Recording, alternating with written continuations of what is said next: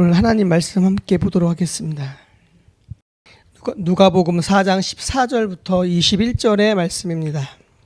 우리 함께 한 목소리로 봉독하겠습니다.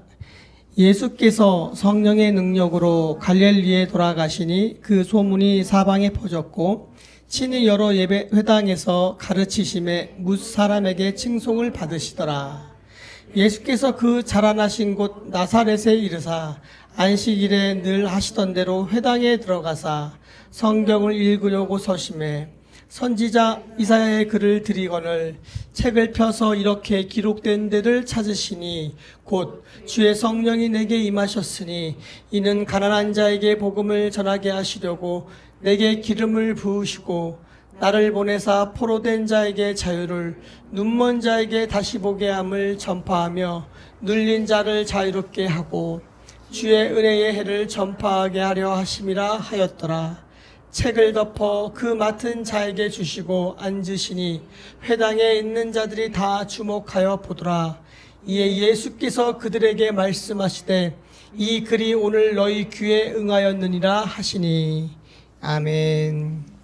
예수님은 누구신가? 라는 제목으로 오늘 대림절 네 번째 주일 예배 하나님 말씀 전하도록 하겠습니다. 레위기가 율법책입니다. 그 의미를 많이 공부하고 읽으면 레위기가 굉장히 재미있고 은혜가 되는데 그걸 잘 모르고 읽으면은 레위기는 이제 수면제가 됩니다. 우리가 성경 시험을 봐야 하는 우리 신학생들도 레위기 외울 게 너무 많아요.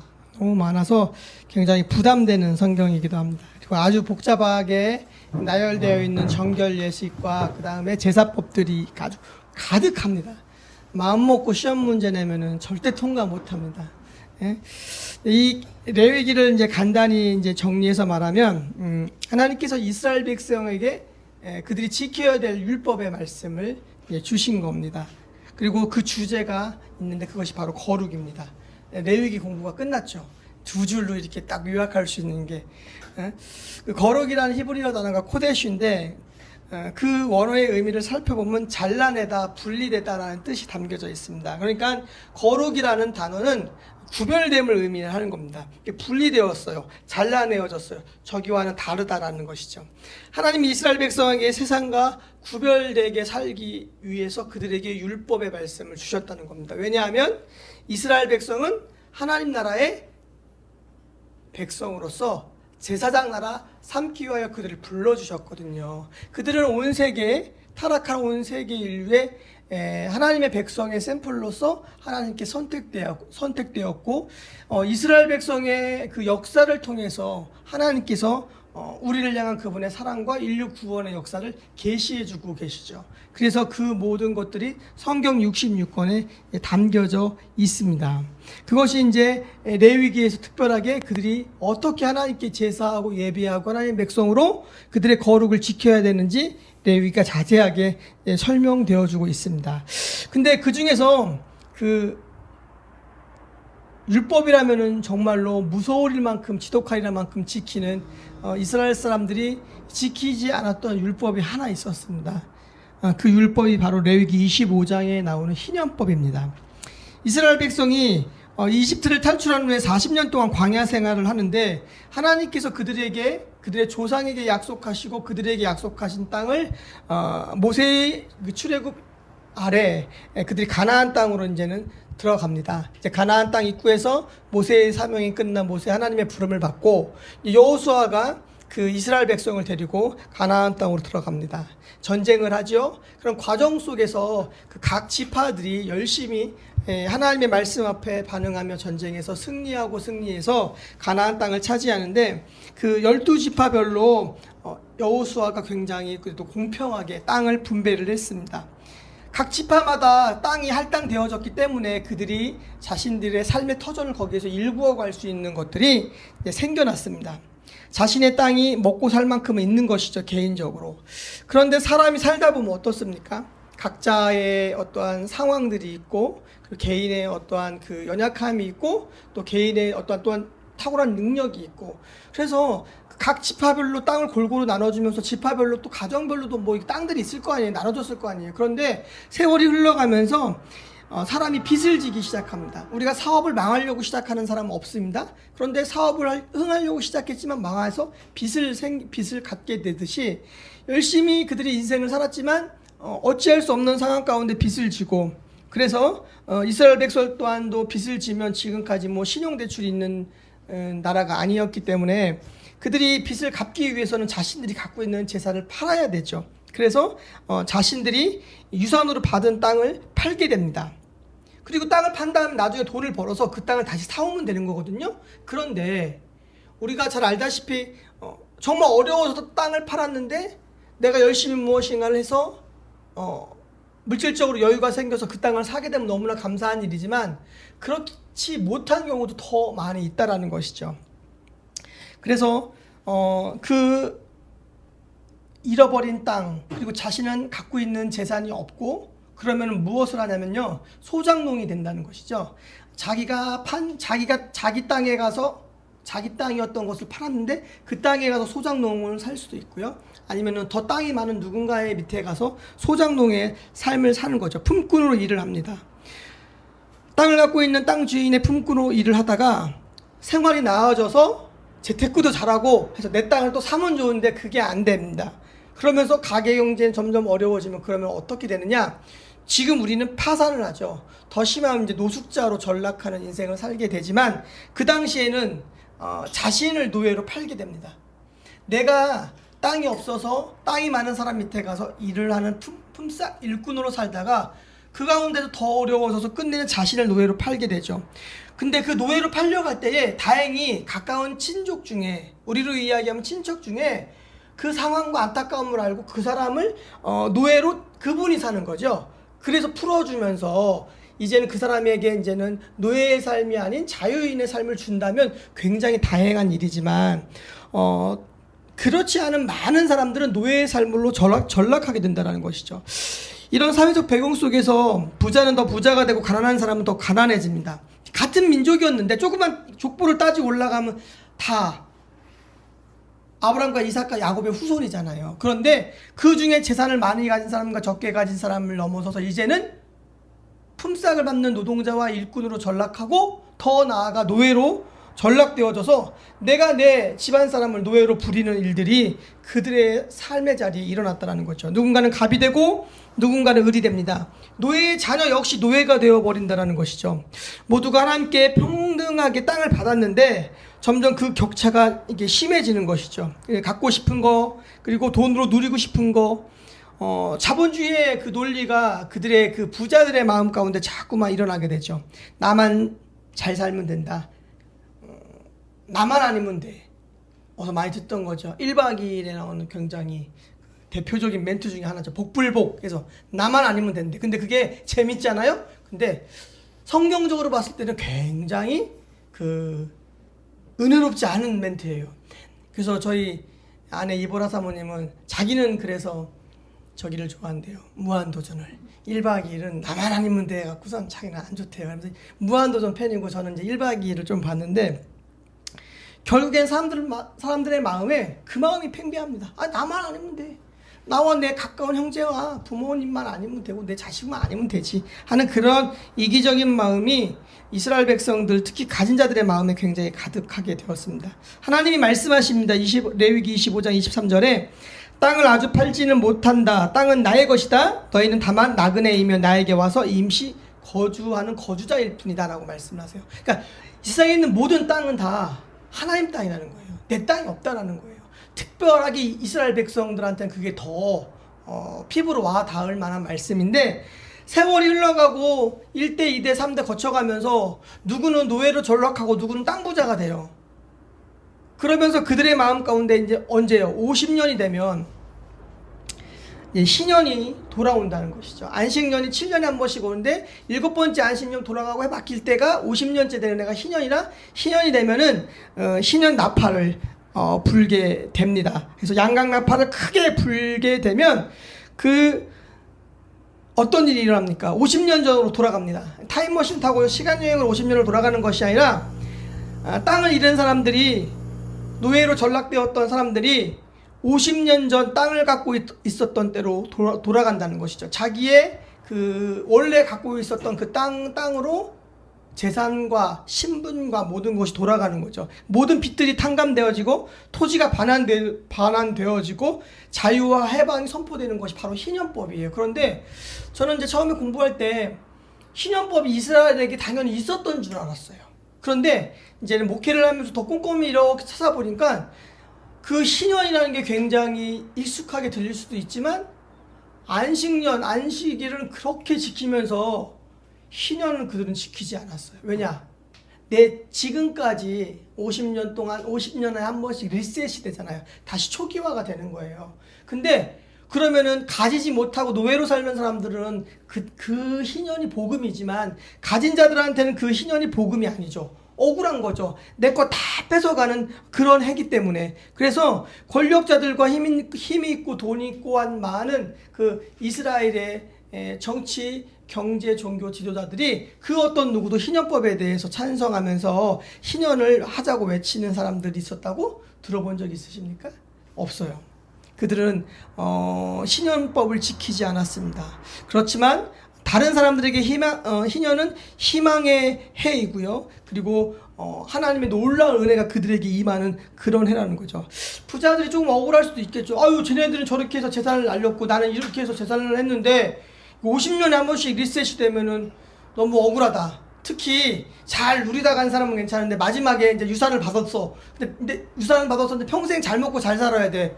강남에 빌딩 100억짜리, 200억짜리 빌딩인데 희년이야. 다시 원점으로 돌아가는 거예요. 싫겠죠. 예, 그들 마음에 싫을 거예요. 그렇기 때문에 진정한 그 하나님의 나라에 대한 꿈과 그리고 하나님 말씀에 대한 사모함과 그 정신이 완전히 하나님 말씀 앞에 이렇게 그 다스려지거나 그리고 순종되어지지 않으면 희년법을 지키지는 못할 것 같아요. 그 많은 사람들이 심지어는 작은 대한민국의 자본주의 국가에서도 기득권에 있는 사람들이 서로가 정재계가 다 얽혀 있잖아요. 사돈의 팔촌에 다 그 족보와 가계도를 보면요 안 얽혀 있는 게 없어요. 한 번만 건너가면은 이쪽 대기업과 저쪽 대기업, 이쪽 정치인과 저쪽 정치인 다 이렇게 사돈의 팔촌으로 연결되어 있어서 굉장히 보이지 않는 두터운 망을 형성하고 있습니다. 희년법 하나님이 말씀하셨고 이스라엘 백성에게 율법으로 주셨지만 지켜지지 않았죠. 우리는 그런 평등한 세상에 살고 싶습니다. 태어날 때부터 금수저를 넘어 다이아몬드를 물고 태어난 사람들은 평등한 세상을 살고 싶지 않죠. 일반인들을 개돼지라고 이야기하는 그런 사람들과 내가 다르다라는 생각 때문에 그들은 그럴 마음이 없습니다. 그러나 많은 사람들이 그런 유토피아를 꿈꿉니다. 그래서 일어난 혁명이 바로 뭐예요?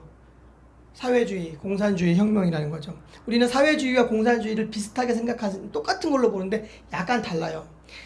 사회주의는 생산수단의 사회화, 그 단어 그대로 생산수단 자체를 사회화시켜서 공동으로 소유하자라는 거예요. 그리고 그것을 독재자 한 명이 딱 붙들고선 너 요만큼 똑같이 분배하는 거.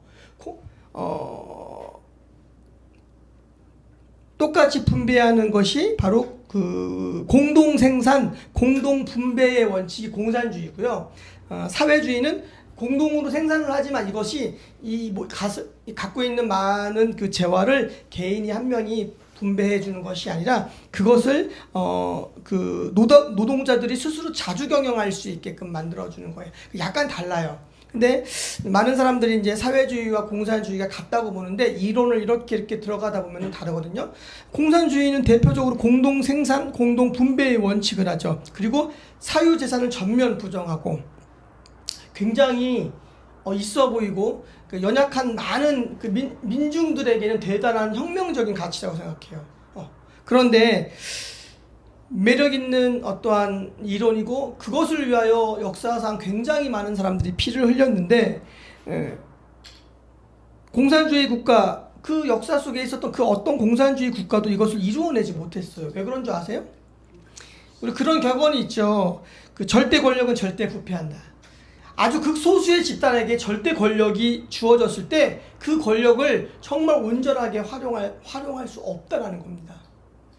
기독교가 아니라 공산주의 국가 중에서 3대를 세습하고 지금도 생존하는 미국에게 여전히 욕할 수 있는 저기 북조선이 있죠. 가까이 우리 동포지면 그 동포들도 그 수령 밑에서 계속 압제와 폭력에 시달리고 빈곤과 굶주림에 시달리며 죽어가는데 그들에게 왜 그런 공동으로 생산했으면 공동으로 분배해야지 왜 누구는 더 많이 갖고 누구는 공산주의 국가가 빈부의 격차가 더 심할 수 있어요.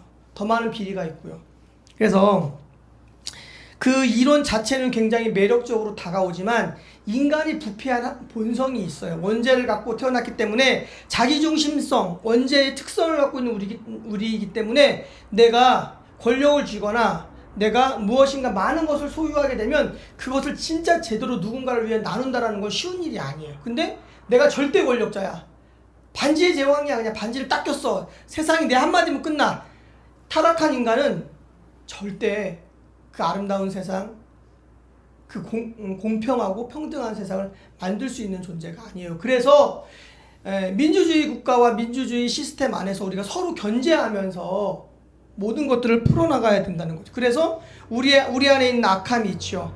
그렇기 때문에 한 곳에 권력이 집중되면은 독재 국가가 된다는 것이죠. 그런데 그 말도 되지 않는 그 공산주의 혁명으로 이루고 싶었던 그들의 나라, 공산주의 혁명은 실패한 혁명이지만 그것을 이루어낸 혁명이 있습니다. 그것이 바로 복음으로 이루어진 혁명이죠. 초대교회 공동체가 그걸 이루었습니다. 유무상통했죠. 작은 공동체 안에서 거기도 분명히 가진 자와 그렇지 않은 자가 있었을 겁니다. 그러나 그들의 모든 갖고 있는 소유를 유무상통하면서 그 공동체가 정말 아름다운 공동체로 세워져 가는 걸 볼 수가 있습니다. 21세기 교회가 유무상통하는 교회로 세워진다. 쉽지 않은 일이지만 지금도 유무상통하는 공동체는 존재하고 건강한 교회 공동체들은 있습니다. 대한민국에서도 곳곳에 찾아볼 수 있고요. 전 세계적으로 메노나이트 쪽 관련해서 후터스나 그런 쪽에 이제 제세례파 계열의 이제 공동체와 교회들은 뭐 약간씩 그 아미시부터 후터스 다르지만 공동체마다의 특성은 있지만 그 제세례파 계열의 그 교회 공동체 안에서는 유무상통을 하면서 서로가 그렇게 굉장히 따뜻하고 아름답게 살아가는 공동체들이 지금 있습니다.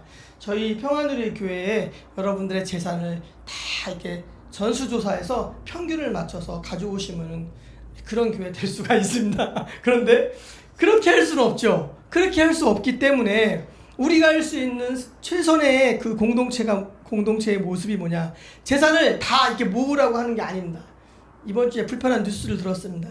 목사의 재산이 80억 되고 막 외제차가 막 많은데 성도들 한 달 헌금 할당량이 얼마인지 아십니까?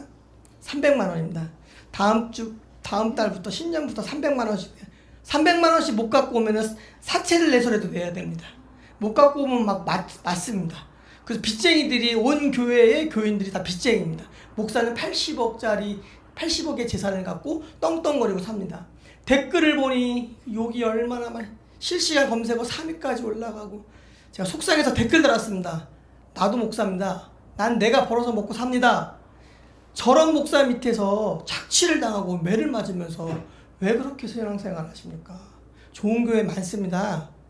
응? 좋은 교회 많은데 그러니까 모든 목사들이 그렇고 모든 교회가 그렇지 않다는 걸 짧게 제가 썼어요. 저 목사는 목사가 아니고 교주입니다. 교주. 300만 원 내세요. 안 내면은 막 기합 주고 때리고 사채라도 빌려서 내고 정상이 아니죠. 그건 교주로서 무엇인가 그들의 영혼이 전부 다 그 교주에게 잠식되어야지만 일어날 수 있는 일들이라는 거죠. 우리가 재산을 공유하거나 빚을 내서 교회에다 헌금하라는 것이 아니라 우리가 21세기 교회를 살아가는데 초대교회의 전통과 본을 따라서 우리가 정말 아름다운 공동체가 되기 위해서는 결국에는 사랑이죠. 사랑이 없으면 유무상통할 수 없어요. 내 거 나눠줄 수 없어요. 근데 진심으로 사랑하기 위하여 우리가 노력하고 삶의 어려움 가운데 우리가 나누고 그리고 서로를 위하여 기도하며 돕는 공동체가 되어질 때에 그래도 어느 정도 그 교회 공동체가 초대교회의 모습으로 돌아간다고 생각합니다. 성경 말씀만 바르게 전하고 그 말씀만 자신의 삶에서 바르게 지키기 위해서 나가는 것도 훌륭하지만 그러나 공동체 안에서 서로가 서로를 향하여 대하는 그 마음과 그 태도가 어떤지가 중요하죠. 제가 지난번에도 말씀드렸지만 그 교회의 건강함의 척도는 그 교회 안에 연약한 지체들을 어떻게 우리가 품고 섬기느냐가 그 교회의 건강함의 척도라는 거죠. 그래서 교회 안에 연약한 지체를 하나님 우리에게 만나게 해주신 영혼들을 우리의 힘 닿는 데까지 그들을 사랑하고 보살피고 돕는 것이 주님의 몸된 교회를 사랑하고 아름다운 공동체로 하나 되는 거죠. 그것은 바로 하나님 나라 혁명이고요. 그 중심에 예수 그리스도의 십자가가 있다는 겁니다. 예수님의 십자가가 없으면 우리는 그 일을 하기 어려워요. 내가 제 사람을 저 사람을 위해서 내가 왜 무엇을 나누어야 돼? 왜 내 시간과 내 재능과 은사를 그리고 내 에너지를 저 사람에게 부어야 돼? 예수님 때문에거든요. 주님이 나를 사랑하셨고요. 나를 향하여 오랜 기다림으로 함께 해주셨기 때문에 내가 저를 향하여 있는 그대로 사랑을 나누고 베푸는 거죠. 그런데 사랑하기가 쉬워요, 어려워요? 어려워요. 사랑이 참 어렵습니다. 하나님으로부터 우리 안에 어떠한 특별한 은혜와 사랑이 흘러 들어와요. 그래서 그 사랑을 머금고 그 사랑을 흘려보내요. 이것만이 가장 온전한 사랑일 수 있다고 생각해요. C.S. 루이스의 4가지 사랑 이런 표현이 나오거든요. 하나님이 우리에게 부어주신 사랑을 우리가 온전히 흘려보낼 때만 우리는 그 온전한 사랑을 흉내내도 낼 수 있는 존재가 된다는 거예요. 그런데 우리 안에서 사랑을 쥐어짜려고 해보세요. 사랑이 나옵니까? 안 나와요. 당장 내가 해준 것만 생각나. 내가 이만큼 했는데 쟤 왜 저래? 이런 마음이요. 내가 왜 내 것을 쟤한테 나눠야 돼? 내 주머니에 있으면 나는 이런 유익이 있는데 이런 든든함이 있고 이렇게 좋은 것들을 누릴 수 있는데 그런데 십자가의 그 사랑을 계속 깊이 경험하면 내 것을 흘려보낼 수 있는 은혜들이 우리 가운데 생겨난다는 겁니다. 그러면서 나눌 수 있고 사랑할 수 있고 그리고 품어갈 수 있는 공동체로 우리가 점점 자라난다는 거죠. 남이 아닌 거예요. 내 가족의 가족처럼 피를 나눈 가족처럼 교회 공동체의 가족 구성원들 모두와 같은 마음으로 우리가 교제하고 사랑할 수는 없지만 그래도 그런 열린 마음으로 우리가 하나 되기를 원할 때 하나님께서 그 교회를 향하여 칭찬하시는 교회로 설 줄로 믿습니다. 오늘날 우리들의 삶의 그 현실, 우리가 살아가는 대한민국의 민낯을 보면은 권력을 가진 자들, 특히 국회의원들이 특권이 어마어마해요. 아세요? 국회의원은요, 특권이 어마어마해요. 그 엄청난 특권 중에서 많은 특권을 우리가 포기하고 반납하자라고 이야기를 하거든요. 그런 국회의원들도 간혹 있고요. 그런데 그것은 이루어지지 않을 것 같습니다. 제 생전에 볼 수 있을까 모르겠습니다. 그리고 국회의원 숫자도 또 줄여야 된다 그래요. 지금 숫자가 적당하다 그래요. 각자의 이론들은 있습니다. 그런데 중요한 것은 그들이 굉장히 많은 특권을 누리고 있다는 거죠. 유럽 같은 경우에는요, 국회의원이요, 섬기는 그런 사무직 같은 역할을 하는 굉장히 검소하고 소소한, 국회의원 하기 싫어한대요. 그런 나라도 있거든요. 그런데 우리나라는 그렇지 않죠. 일명 금배지 딱 달죠. 금덩어리는 아니래요. 이렇게 도금한 건데 우리도 가서 구입을 하면 비스무리한 거 구입할 수 있다고 이야기를 하더라고요.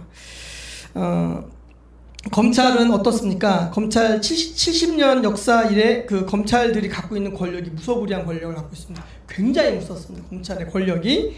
그들이 수사권을 경찰과 나누지 않으려고 지금 계속 싸우고 있죠. 근데 검경 수사권 조정도 어느 정도 들어가고 여러 가지 또 되는 것을 가지고선 보수적인 분들은 대한민국을 공산화시키려고 한다.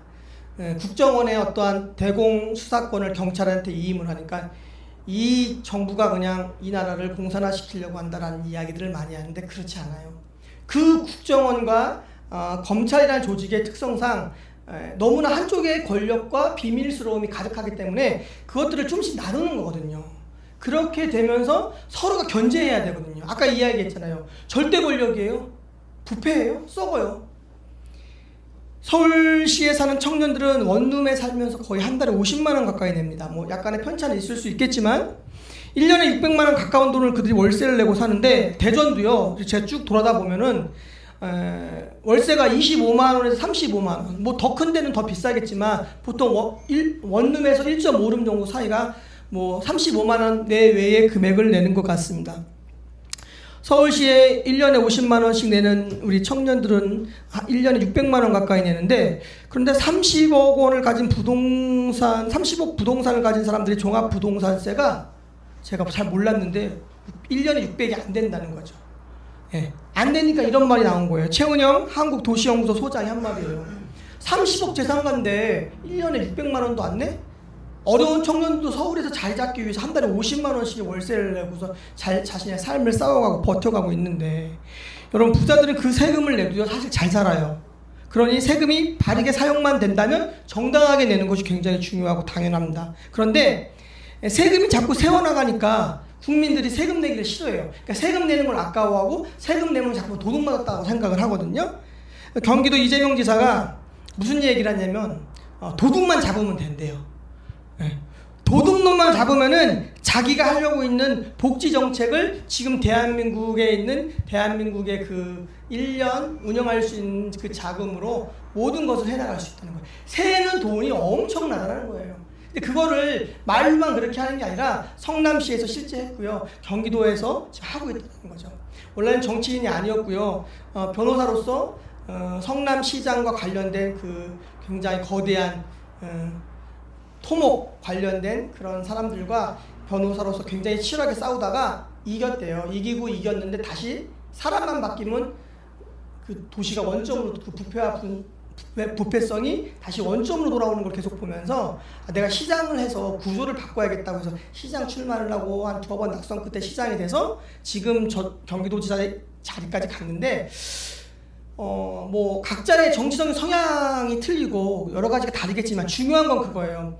잘못된 것들을 바로잡고 국가의 온전한 세금을 바르게 집행하지 못하는 것에 대해서 바르게 하는 것은 이재명이 아니라 누가 해도 그건 바른 일이거든요. 이재명이 하니까 안 된다라고 이야기를 하면 안 된다는 거죠. 국정원의 특수활동비, 검찰의 특수활동비는 영수증도 없대요. 그 금액이 어떻게 쓰였는지 모르는데요. 박근혜 정권 때는 국정원의 특수활동비가 청와대에 상납급으로 상납되어져서 굉장히 논란이 되고 이슈가 되었다는 거죠. 보안 때문에 영수증을 청구할 수 없다는 거죠. 이해합니다. 그런데 중요한 것은 그것만을 감시하는 기구가 존재해야 된다는 거예요. 민주주의 국가에서도 서로가 서로를 견제하고 서로가 서로를 감시해서 서로가 어느 정도의 선을 넘어가지 못하는 기관들이 생겨나야 된다는 거죠. 그래서 만든 게 공수처거든요. 또 공수처에 대해서 또 불편한 얘기를 많이 하는 사람들도 있어요. 각자의 의견은 다를 수 있지만, 그러나 어떠한 권력도 그들을 감찰할 수 없다. 그러면은 그 안에선 공화국이 돼요. 검찰 공화국이 되어져서 마음대로 다 할 수 있다라는 거죠. 우리가 이런 모습이 대한민국의 정치, 경제, 사회, 문화, 교육, 종교에 이르기까지 온 분야의 대한민국이 지금 제가 얘기했던 어떠한 그 아무도 외부에서 들어올 수 없는 권력 집단이 형성이 되면 이런 일들이 굉장히 많이 생기게 된다는 거죠. 사학법에 대한 이야기도, 사학법 개정하면은 기독교가 무너진다라는 이야기도 하고 여러 가지, 그것도 어느 정도 일부분에 대해서는 이야기할 수도 있겠지만, 그러나 근본적으로 뭐가 문제냐면 사학법도 개정이 필요해서 지금 일부 개정되어져서 왜 바깥에서 이사들도 들어오고 여러 가지 것들이 하지만 근본적으로 자기들만의 권력의 철옹성이 되기 때문에 변하지 않고 문제가 계속 되어진다는 거죠. 오늘 한국 사회는 금수저, 흑수저, 심지어는 무수저라고 부르면서 사람들의 등급을 이렇게 매깁니다. 그리고 그 안에서 갑과 을이 나누어집니다. 최근에 알았는데 초등학교 학생들 사이에서 신조어가 있습니다. 빌거지라고 합니다. 빌거지가 뭔지 아세요? 빌라에 사는 거지, 빌거지라 그러고요. 거기에만 그치지 않고 전거지, 월거지도 있습니다. 전세에 사는 거지, 월세에 사는 거지. 초등학생들 사이에서 이런 말들이 이렇게 번지고 있다라는 거죠. 삶의 환경과 수준이 비슷한 지역에 있는 아이들에게는 이런 영향력을 덜 받겠지만, 우리나라의 뭐 강남과 같은 큰 대도시와 부와 권력이 편중되어 있는 도시, 이쪽 학교를 중심으로 이쪽 도로는 어려운 지역이고 이쪽 지역은 부자 지역일 때 그 빈부의 격차로 인해서 학교 안에서 굉장히 많은 일들이 있고, 그래서 이런 신조어들이 생긴다는 거예요. 학생들 사이에서 이런 단어들과 용어들이 사용된다는 것이 참 마음이 많이 아팠는데요. 그런데 여기 하나 더 있습니다. 엘사라고 들어보셨나요? 엘사 아세요? 부다진 목사님, 엘사를 모르시면 사역이 힘들어져요. 엘사, 우리 지우가 좋아하는 엘사가 아니고 LH에 사는 사람들이란 뜻이래요. 엘사가. 충격이었습니다. 이런 신조어들을 지어내는 아이들의 상상력도 놀랍지만, 그러나 그것은 누군가를 향한 배제와 혐오가 거기에 담겨져 있다는 것이죠. 아파트와 빌라, 전세, 월세 등 주거 형태에 대해서 너와 나는 달라. 나는 금수저고 너는 흙수저고, 나는 갑이고 사회에 나가서 너는 을이 될 존재야. 내 밑에서 밥 먹고 살아가야 될 존재들이야. 학교 안에서 직업과 규천이 없잖아요. 학생들은요 똑같잖아요. 그런데 그 안에서 이미 그 부모들의 경제적인 부분들과 거주하는 그걸로 이렇게 나누어진다는 거죠. 더 있습니다. 부모의 월 소득의 정도에 따라 200충, 300충이라는 말도 쓰인다는 거죠. 무슨 말인지 알겠어요? 200충, 300충. 200만 원 버는 사람들, 300만 원 버는 사람들은 벌레라는 그걸 빗대요. 300, 한 10만 원 버셔야 돼요. 300충 아니잖아. 이게 부부 합산인지 개인인지 내가 잘 모르겠어요. 그러나 200충, 300충이래요. 제가 충격을 되게 받았어요. 어느 정도 아이들이 그런 거에 사는 그 거주지에 따라서 약간의 갈등이 있었다라는 것은 뉴스에서도 듣고 여러 가지 얘기도 들었는데, 이런 신조어가 나왔다는 거, 그리고 200충, 300충.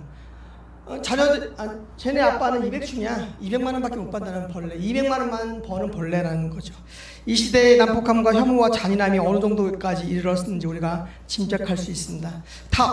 그것은 결국에는 우리 시대의 사회의 문화가 보여지는 어떠한 이미지와 그 부모들이 그 아이들을 향한 그 어떠한 교육과 가르침들이 그대로 보고 배우는 거죠. 유명한 사람들 중에서도 많은 것이 가진 사람들 중에 굉장히 갑질을 아주 슈퍼갑으로 해갖고서 뉴스에 자주 이름이 오르락 내리락 하시는 분들이 계시잖아요. 근데 그런 분들의 자녀들을 보면 똑같아요. 너희와 나는 다르다라는 거죠. 노비 문서만 없을 뿐이지 노비와 다름없는 너희들 내 말대로 해. 그러니까 뭐를 해요? 야, 비행기 돌려. 땅콩 똑바로 안 까? 비행기 돌려. 말도 안 되는 일이죠. 그런 일들이 오늘날 우리가 살아가는 대한민국에서 일어나고 있다라는 것이죠. 그런데 노예제도가 있었던 오늘 본문 배경과 구약시대는 이 차이와 불평등이 얼마나 심했겠습니까? 지금 대한민국도 이 정도인데 그 시대는 말할 수 없을 만큼. 이사야 61장의 내용을 예수님께서 인용하시면서 오늘 본문의 말씀을 선포하셨습니다. 이스라엘 왕국이 우리나라처럼 분열되어 있었어요. 이사야 61장의 배경을 보면, 그리고 남쪽 유다 땅에 활동하는 예언자가 바로 이사야인데, 하나님께서 유다의 나라에 제사를 경고합니다. 왜냐하면 제사는 화려하게 지내지만 어쨌든 그들이 마음이 없기 때문에 헌금도 엄청 해요. 그리고 예사도 격식에 맞춰서 기가 막히게 드리고 화려하게 드리고 제대로 드리지만 그들의 마음의 중심에 하나님 그들의 예배를 받기 싫어한다고 말씀하시죠. 하나님께 제사를 드리지만 자기 집에서, 그리고 자신의 삶의 자리에서 가난한 자를 향하여서, 연약한 자를 향하여서 그들이 돕지 않고 사랑하지 않는 이스라엘 백성의 모습들을 비판을 하고 있습니다. 이사야를 통해서 하나님께서 그러나 언젠가는 그런 삶의 자리에 있는 너희들을 구원할 구원자가 오실 것이다 라고 메시아의 모습을 예언하는 게, 그게 이사야 61장 1절부터 2절에 나옵니다. 그 말씀을 함께 보면, 주 여호와 영이 내게 내리셨으니 이는 여호와께서 내게 기름을 부으사 가난한 자에게 아름다운 소식을 전하게 하려 하심이라. 나를 보내사 마음이 상한 자를 고치며 포로된 자에게 자유를, 갇힌 자에게 노임을 선포하며 여호와의 은혜의 해와 우리 하나님의 보복의 날을 선포하여 모든 슬픈 자를 위로하되. 이사야가 참혹하고 비극적인 이스라엘이라는 나라의 현실을 보면서 앞으로 우리를 구원하실 예언자의 모습을, 구원자의 모습을, 메시아의 모습을 이곳에 선포하고 있습니다. 여기서 나는 메시아를 뜻하죠. 마음이 상한 자를 고치고 포로된 자의 자유를 주고 갇힌 자를 놓아주고 은혜의 해를 선포하게 한다고 할 때, 이 은혜의 해가 바로 희년이에요. 희년이 이루어지지 않았던 이스라엘에게 메시아를 보면 희년이 이루어질 거야, 그 얘기랑 똑같다라는 겁니다. 그렇기 때문에 그들이 메시아를 기대하는 마음, 고대하는 마음은 굉장히 뜨거운 열망이었었어요. 근데 결국에는 남유다와 북이스라엘 다 멸망해버리죠. 희년이 오기 전에 다른 이방 국가에 의해서 멸망당하고 자신들이 정말 섬기는 하나님이, 성전이 온전히 무너지면서 그 모든 성물들이 다 이렇게 노략질을 당하는 그런 비극을 그들이 보면서 노예 생활을 하고 이방 땅에서 떠돌이 생활을 하는 일들이 그들 가운데 이루어지면서 굉장히 많은 가슴 아픔이 그들 가운데 있었다라는 거죠. 그런데 그들이 이제 로마 시대까지 땅 없는 백성으로 로마의 압제 하에서 이제 살다가 예수님께서 멋지게 등장을 하시죠. 그들이 예수 그리스도 메시아에 대한 열망과 기대감이 얼마나 컸을 것 같아요. 정치적인 독립을 해서 로마의 압제에서 이스라엘이 독립하고 이스라엘 안에 정말 그 우리가 꿈꾸는 세상, 그 신현이 이루어진다는 거죠. 그렇기 때문에 메시아에 대한 그 고대하고 기다리는 그 마음이 굉장히 열광스러워요. 도덕과 윤리가 어쨌든 간에 경제만 살았는데 라고 생각해서 많은 사람들이 이명박 대통령을 찍었다는 거죠. 그 사람이 BBK 문제로 잘못된 범법 행위를 한 것을 알고도 찍었다는 거죠. 왜? 그게 뭐가 문제가 돼? 나라 경제 살리면 돼. 그런데 그렇지 않죠. 심지어는요, 그런 지도자를 보고도 우리 많은 사람들은 우와 해서 표를 줘요. 그런데 성경에 자신들의 조상의 하나님, 그리고 예언된 그 하나님, 그 하나님께서 보내주신 메시아요 구원자이신 그분이 오셔서 정치적인 독립, 경제적인 독립, 사회적인 독립, 모든 독립을 이루어간다라고 이야기할 때 어마어마한 그 환희와 기쁨이 이스라엘 백성들의 마음에 있었다는 거죠. 깨어진 가족의 모습이 회복되고 인간이 갑과 을이 아니라 인간답게 노예에서 해방되어지고 사람이 사람답게 살던 그때로 돌아간다는 거죠. 완전한 회복을 시킨다는 겁니다. 이 말씀이 이스라엘 백성을 향하여 굉장히 설레게 했습니다. 오늘 우리가 읽은 누가복음 4장의 말씀이 예수님의 4장의 말씀, 예수님의 비전 선언문이에요. 예수님이 내가 메시아라 라고 말씀하신다는 것이죠. 예수님께서 그 유대 남성들이 회당에서 예배를 드릴 때 그 두루마리 적힌 성경을 읽고 말씀을 이제 해석해주는 그런 형식의 예배였는데, 그때 예수님께서 일어나셔서 성경을 읽는데 그 성경이 이제는 그 방금 읽었던 이사야 61장의 말씀이죠. 그러면서 그 이사야의 글을 인용해서 말씀하실 때 4장 18절 19절에 4장 18절 19절하고 함께 보겠습니다.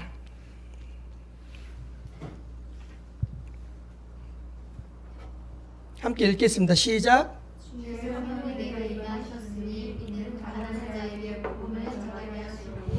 내게 기름을 부으시고 나를 보내사 포로된 자에게 자유를, 눈먼 자에게 다시 보게 함을 전파하며 눌린 자를 자유롭게 하고 주의 은혜의 해를 전파하게 하려 하심이라 하였더라. 아멘. 예수님이 말씀을 다 읽으시고 두루마리를 시중 드는 사람에게 이제 돌려주고 자리에 앉으셨습니다. 원래 말씀을 해석해 주셔야 되는데 그렇지 않고 자리에 앉으시니까 회당에 있는 많은 사람들이 아마 예수님을 향해서 이렇게 시선이 쏠렸을 거예요. 제가 쉽게 성경 읽고 성경책 덮고 이제 자리에가 앉은 겁니다. 목사님 쳐다볼 거 아니에요. 목사님 왜 오늘 설교 준비를 안 하셨나?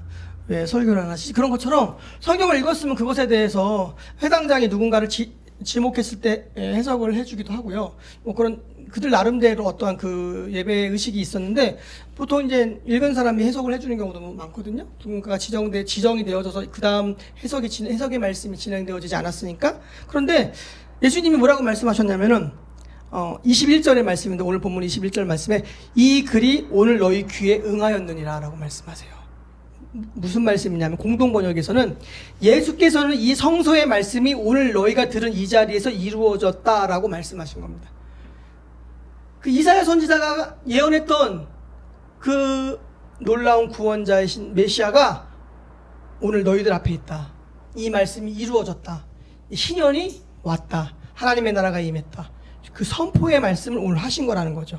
너희가 꿈꾸는 희년, 그 희망의 은혜에 상처 입은 마음이 치유가 되고 포로된 자가, 압제된 자가 자유케 되고 풀려나는 놀라운 역사가, 그리고 다시 리셋되어져서 정말로 우리 모든 이스라엘 백성이 경제적으로 평등하게 모든 것을 다시 나누어져가는 놀라운 희년의 역사가 바로 지금 이루어졌는데, 그것을 이룰 메시아 구원자가 바로 너희 앞에 있는 나다라고 말씀하시는 거예요. 예수님께서 이 누가복음 4장 지금 우리가 오늘 읽은 본문 앞뒤를 읽어보시고 묵상을 하시면 되게 재밌습니다. 묘한 것들이 있어요. 묘한 것들이. 근데 히브리어의 그 메시아는 구원자를 의미하고 이것을 헬라어로 그리스도라고 하죠. 내가 그리스도야 라고 이야기하는 겁니다. 노예와 토지의 자유를 예수님께서 신년을 선포하시면서 선포되어진 거죠. 그러니까 예수님께서 신년을 선포하신 것 똑같다는 거죠. 그 신년은 곧 하나님의 나라거든요. 눈물 짓는 자에게 웃음을, 눌린 자에게 풀림을, 묶인 자에게 자유를, 눈먼 자에게 보게 함을, 주의 종된 자들에게 하나님의 자녀됨을 선포하시는 그 희년이 바로 이루어졌다라고 말씀하시는 겁니다. 바로 저와 여러분들의 구주가 되신 예수 그리스도께서 바로 그 희년의 완성을 이루기 위하여, 하나님의 나라의 완성을 위하여 이 땅에 오셨고, 저와 여러분들은 이미와 아직 사이를 살아간다는 거죠. 이미 그분의 희년은 선포되어졌고 이루어졌고 이루어지고 있고, 최종적으로 완성될 그 희년, 하나님의 나라가 오늘 우리에게 주어졌다는 겁니다.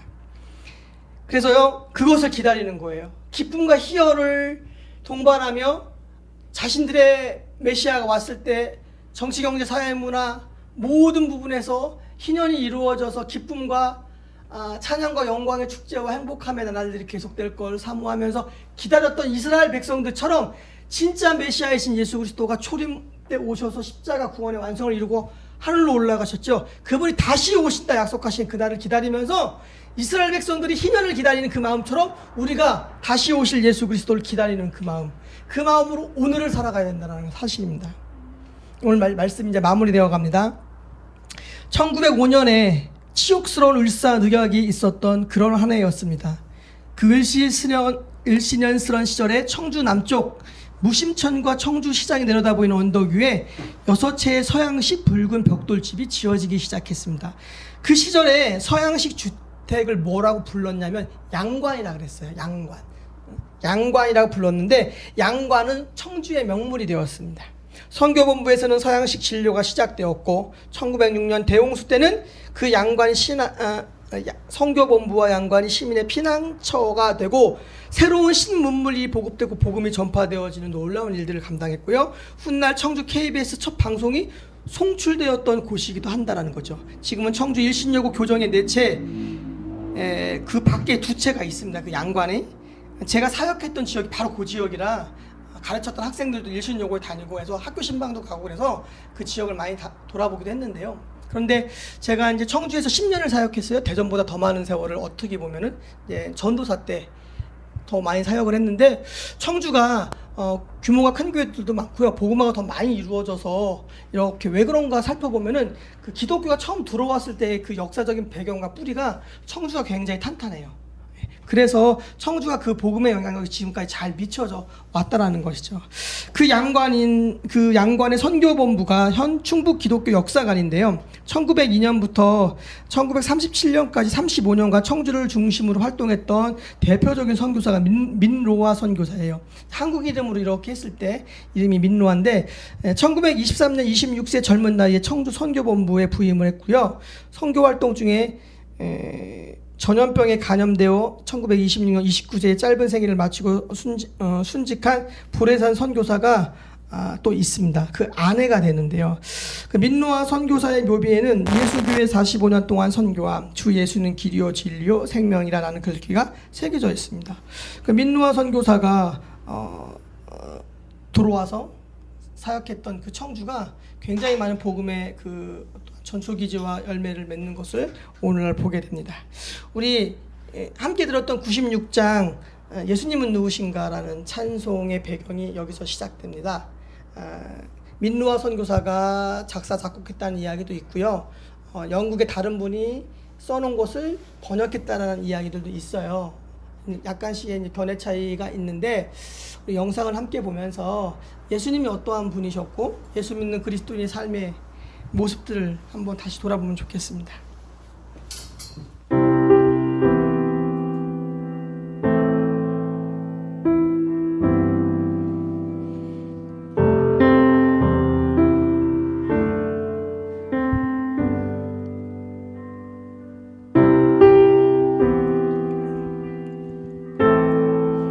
제가 기록을 찾아보니까 자녀가 없지 않았고요. 3명의 딸이 먼저 있고요. 그 다음에 아들들이 태어났습니다. 고구마 역사적인 사실이기 때문에 조정을 하고 나머지를 보시면 될 것 같습니다.